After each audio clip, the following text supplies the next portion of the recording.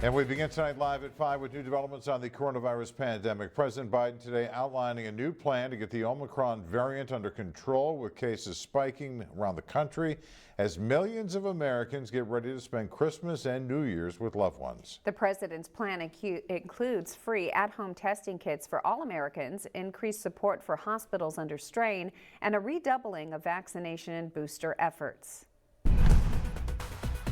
We have coronavirus team coverage tonight live at 5. News Channel 3's Marian Bouchot standing by with a look at the demand for those rapid at-home COVID testing kits ahead of Christmas, and Peter Dowd leads us off.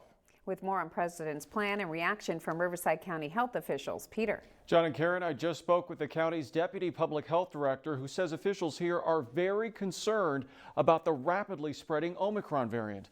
Right now, they're watching the variant closely to see just how severe symptoms are and what that means for our local hospitals. And though officials are glad the president announced today he is taking drastic measures to help slow the spreading virus, they are concerned that with Christmas only a few days away, the next few weeks will be difficult. You know, I think the biggest key is getting boosted. So in Riverside County, our booster rate is only at 20%. So we're actually below the national average. So my recommendation to all of us in the county is to please go get your boosters.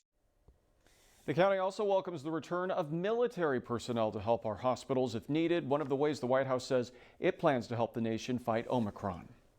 As the Omicron variant, the dominant strain of the virus, continues to spread across the U.S. If you're not fully vaccinated, you have good reason to be concerned. The White House says it's meeting the threat head on, taking drastic measures to slow this surge. The best thing to do is get fully vaccinated and get your booster shot. And no, this is not March of 2020. 200 million people are fully vaccinated. We're prepared. We know more. We just have to stay focused. And fearing a tighter squeeze on our nation's hospitals and healthcare systems, the Biden administration is calling on military personnel to help. That's 1,000 military doctors, nurses, and medics. President Biden also rolling out new federal testing and vaccination sites where long lines, like this drive-through site in California, are up and running once again. Testing has long been a crucial component in the fight against the pandemic.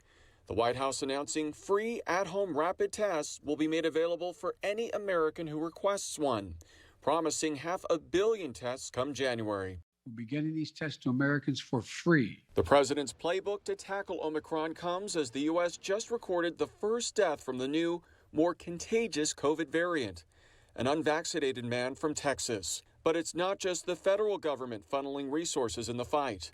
In Maine, members of the National Guard are helping hospitals, hoping to alleviate some of the strain.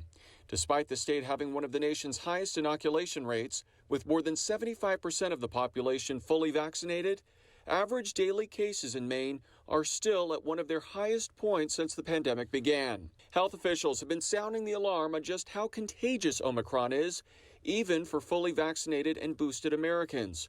Dr. Anthony Fauci telling Good Morning America, though it's not yet known, it does appear Omicron may be less severe than once thought, but still expects hospitalizations and deaths to continue to rise, especially for those who are unvaccinated.